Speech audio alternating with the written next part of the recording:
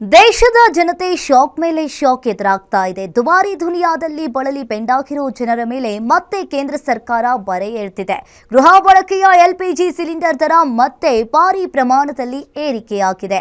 ಇನ್ನು ಕೇಂದ್ರ ಸರ್ಕಾರದ ನಿರ್ಧಾರಕ್ಕೆ ತೀವ್ರ ಆಕ್ರೋಶ ವ್ಯಕ್ತವಾಗ್ತಾ ಇದೆ. ಬೆಲೆ ಏರಿಕೆಗೆ ಕಾರಣಗಳೇನು, ಎಲ್ಲೆಲ್ಲಿ ಎಷ್ಟು ರೇಟ್, ಬನ್ನಿ ನೋಡೋಣ. ದೇಶದ ಜನರಿಗೆ ಮತ್ತೆ ಎಲ್ಪಿಜಿ ಸಿಲಿಂಡರ್ ಶಾಕ್ ಕೊಟ್ಟ ಸರ್ಕಾರ. ಬೆಲೆ ಏರಿಕೆ ವಿರುದ್ಧ ಕಾಂಗ್ರೆಸ್ ಆಕ್ರೋಶ, ಕೇಂದ್ರ ಸಮರ್ಥನೆ. ಸಾಮಾನ್ಯ ಜನರ ಪಾಲಿಗೆ ದಿನೇ ದಿನೇ ಅಗತ್ಯ ವಸ್ತುಗಳ ಬೆಲೆ ಏರಿಕೆ ನುಂಗಲಾರದ ಬಿಸಿತುಪ್ಪವಾಗಿದೆ. ಪೆಟ್ರೋಲ್, ಡೀಸೆಲ್ ಬೆಲೆ ಹೆಚ್ಚಾಯಿತು. ಈಗ ನೇರವಾಗಿ ಅಡುಗೆ ಮನೆಗೆ ಬೆಲೆ ಏರಿಕೆ ಬೆಂಕಿಯ ಜ್ವಾಲೆ ಬಿದ್ದಿದ್ದು, ಮನೆಯ ಅಡುಗೆ ಮನೆಗೆ ಅಗತ್ಯವಿರುವ ಎಲ್ಪಿಜಿ ಸಿಲಿಂಡರ್ ಬೆಲೆಯನ್ನು ಮತ್ತೆ 29 ರೂಪಾಯಿಗಳಷ್ಟು ಏರಿಕೆ ಮಾಡಲಾಗಿದೆ. ಕಳೆದ 3 ತಿಂಗಳಲ್ಲಿ ನಡೆದಿರುವ ಎರಡನೇ ಬೆಲೆ ಏರಿಕೆ ಇದಾಗಿದ್ದು, ಜನಸಾಮಾನ್ಯರ ಮೇಲೆ ನೇರ ಹೊಡೆತ ನೀಡಿದೆ. ಆದ್ದರಿಂದ ಇನ್ಮುಂದೆ ಬದುಕೋದೇ ಸ್ವಾಮಿ ಅಂತ ಜನ ಬಾಯಿ ಬಡ್ಕೊಳ್ಳೋ ಪರಿಸ್ಥಿತಿ ನಿರ್ಮಾಣವಾಗಿದೆ.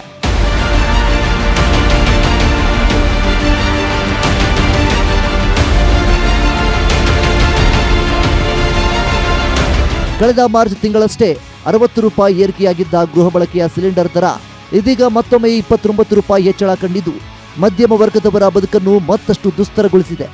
ಹಾಗಾದರೆ ಪ್ರಮುಖ ನಗರಗಳಲ್ಲಿ ಇಂದಿನ ಸಿಲಿಂಡರ್ ದರ ಎಷ್ಟಿದೆ ಅನ್ನೋದನ್ನ ನೋಡೋದಾದ್ರೆ, ಬೆಂಗಳೂರು ನಗರ ಹಳೆಯ ದರ 915 ರೂಪಾಯಿ 50 ಪೈಸೆ, ಇಂದಿನ ಹೊಸ ದರ 944 ರೂಪಾಯಿ 50 ಪೈಸೆ. ದೆಹಲಿ ನಗರದಲ್ಲಿ ಹಳೆಯ ದರ 913 ರೂಪಾಯಿ, ಇಂದಿನ ಹೊಸ ದರ 942 ರೂಪಾಯಿ. ಹೈದರಾಬಾದ್ ನಗರದಲ್ಲಿ ಹಳೆಯ ದರ 965 ರೂಪಾಯಿ, ಇಂದಿನ ಹೊಸ ದರ 994 ರೂಪಾಯಿ. ಚೆನ್ನೈ ನಗರದಲ್ಲಿ ಹಳೆಯ ದರ 928 ರೂಪಾಯಿ 50 ಪೈಸೆ, ಇಂದಿನ ಹೊಸ ದರ 957 ರೂಪಾಯಿ 50 ಪೈಸೆ. ಸಿಲಿಂಡರ್ ಬೆಲೆ ಏರಿಕೆ ವಿರುದ್ಧ ಕಾಂಗ್ರೆಸ್ ಕೆಂಡಮಂಡಲ.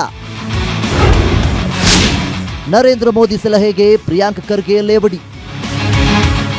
ಸಿಲಿಂಡರ್ ದರ ಏರಿಕೆಯಿಂದ ಕೇಂದ್ರ ಸರ್ಕಾರದ ವಿರುದ್ಧ ವ್ಯಾಪಕ ಆಕ್ರೋಶ ವ್ಯಕ್ತವಾಗುತ್ತಿದೆ. ಮಧ್ಯಮ ಮತ್ತು ಬಡವರ್ಗದ ಕುಟುಂಬಗಳ ಬಜೆಟ್ಗೆ ಮತ್ತಷ್ಟು ಹೊಡೆತ ಬಿದ್ದಿದೆ.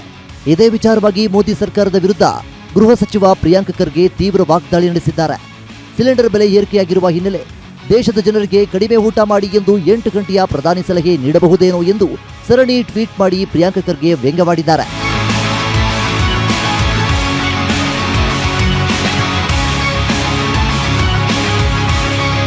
ಇನ್ನು ಸಿಎಂ ಡಿಕೆ ಶಿವಕುಮಾರ್ ಕೂಡ ಸಿಲಿಂಡರ್ ಬೆಲೆ ಏರಿಕೆಗೆ ಕಳವಳ ವ್ಯಕ್ತಪಡಿಸಿದ್ದಾರೆ. ಎಲ್ಪಿಜಿ ದರ ಏರಿಕೆ ಬಗ್ಗೆ ನಾನು ವರದಿ ಕೇಳಿದ್ದೇನೆ. ಅದಕ್ಕಿಂತಲೂ ಹೆಚ್ಚು ಕೈಗಾರಿಕಾ ಅನಿಲ ಮತ್ತು ಕೈಗಾರಿಕಾ ಡೀಸೆಲ್ ದರಗಳು ಆತಂಕಕಾರಿ ಪ್ರಮಾಣದಲ್ಲಿ ಏರಿಕೆ ಕಂಡಿವೆ ಎಂದು ಬೇಸರ ಹೊರಹಾಕಿದರೆ, ಸಚಿವ ಯತೀಂದ್ರ ಅಂತಾರಾಷ್ಟ್ರೀಯ ಮಟ್ಟದಲ್ಲಿ ಕಚ್ಚಾ ತೈಲ ಬೆಲೆ ಕಡಿಮೆ ಇದ್ದಾಗಲೂ ಪೆಟ್ರೋಲ್, ಡೀಸೆಲ್ ಹೆಚ್ಚಿಸಿದ್ರು.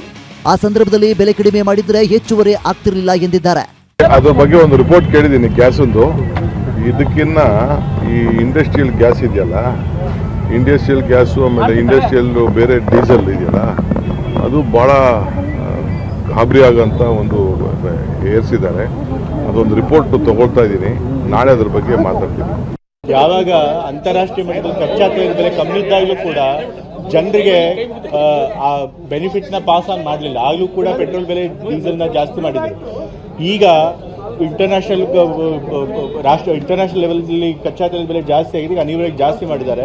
ಆದರೆ ಅವಾಗ ಜನಕ್ಕೆ ಬೆಲೆ ಕಮ್ಮಿ ಮಾಡಿದರೆ ಅವ್ರು ಹೊರೆ ಆಗ್ತಿರಲಿಲ್ಲ. ಜಾಗತಿಕ ಮಟ್ಟದಲ್ಲಿ ತೈಲ ಸಾಗಣೆಯ ಪ್ರಮುಖ ಮಾರ್ಗವಾದ ಹಾರ್ಮುಜ್ ಜಲಸಂಧಿ ಭಾಗದಲ್ಲಿ ಎದುರಾಗಿರುವ ಬಿಕ್ಕಟ್ಟಿನಿಂದಾಗಿ ಕಚ್ಚಾ ತೈಲ ಮತ್ತು ಅನಿಲದ ಆಮದು ವೆಚ್ಚ ಭಾರಿ ದುಬಾರಿಯಾಗಿದೆ. ಜೊತೆಗೆ ಅಂತಾರಾಷ್ಟ್ರೀಯ ಮಾರುಕಟ್ಟೆಯಲ್ಲಿ ಡಾಲರ್ ಎದುರು ಭಾರತೀಯ ರೂಪಾಯಿ ಮೌಲ್ಯ ಕುಸಿದಿರುವುದು ಇಂಧನ ಕಂಪನಿಗಳ ಮೇಲಿನ ಹೊರೆಯನ್ನ ಹೆಚ್ಚಿಸಿದೆ. ಸರ್ಕಾರವು ಸಾಮಾನ್ಯ ಗ್ರಾಹಕರಿಗೆ ನೀಡುತ್ತಿದ್ದ ಸಬ್ಸಿಡಿಯನ್ನು ಬಹುತೇಕ ಕಡಿತಗೊಳಿಸಿರುವುದು ನೇರವಾಗಿ ಸಾರ್ವಜನಿಕರ ಜೇಬಿಗೆ ಕತ್ತರಿ ಬಿದ್ದಿದೆ.